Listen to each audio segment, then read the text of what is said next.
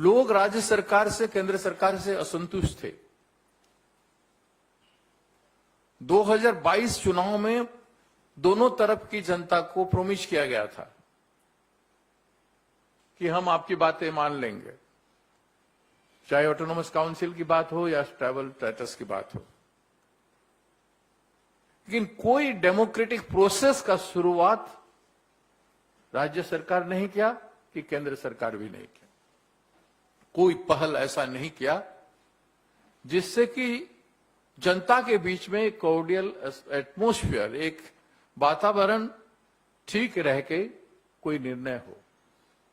कोई उद्यम नहीं किया गया। और उस समय हिल में असंतुष्ट था, वैली में भी असंतुष्ट था। और चुनाव जीतने के लिए 2022 में जो सू फोर्सेस हैं, जो सरेंडर में थे, जो मिलिटेंट ग्रुप सरेंडर किए थे, उनको गवर्नमेंट ऑफ इंडिया ने 16 करोड़ रुपीस रिलीज किया था और उनको आर्म के साथ छोड़ दिया था to move on the election. जो मणिपुर का इलेक्शन कह रहा था कि वहां बीजेपी नहीं आ सकता है, लास्ट तक हमारे नेता जयराम जी और हम वहां पे कैंप कर रहे थे। जयराम जी, सलमान खुर्शीद जी गए थे, दोनों आके चीफ इलेक्शन कमीशन के पास कंप्लेन भी किए, लिख के दिए कि यहां सू फोर्सेस गन लेके ओपन घूम रहे हैं और वोट उस आधार पर हो रहा है। एक आदमी मर चुका है, कई लोग घायल हैं, हॉस्पिटल में लगभग 100-150 लोग थे। एक आतंकित वातावरण में चुनाव किया गया और आज वो आतंकित वातावरण आज जब है, वो भी राज्य और केंद्र सरकार के आंखों के सामने, उनके प्रशासन में हो रहा है। आप चुनाव, इलेक्शन कमीशन को निरपेक्ष चुनाव करने नहीं दिए। जनता का मैंडेट में भय था और आज भी भय का वातावरण है। चारों ओर सरकार ने फेल किया।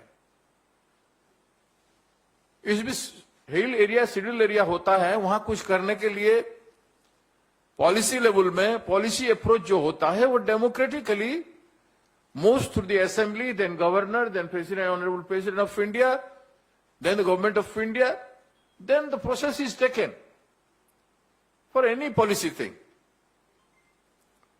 But those processes were not adopted.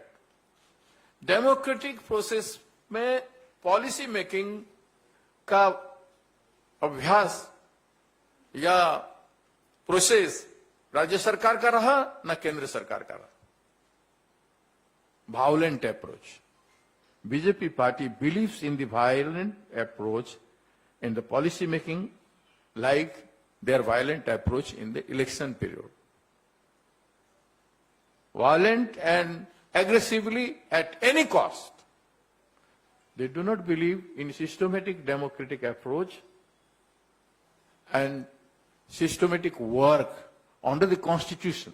तो constitutional framework जो permit करता है, उसके तहत काम नहीं करते हैं। यह प्रूव हुआ है इस इंसिडेंट से। इस इंसिडेंट से पहले खुद सीएम ने प्रोवोकेट किया। हिल एरिया के जनता को प्रोवोकेट किया कि हिल एरिया में इलीगली लोग सेटल कर गए हैं, जबकि 50 साल 60 साल से लोग सेटल किए हैं। 38 विलेज को, गांव को आइडेंटिफाई करके उनको डिस्प्लेस का नोटिस दिया गया और कुछ गांव को डिस्प्लेस कर दिया गया। तो regiment was spoiling like anything in the hill area. That is the prima facie.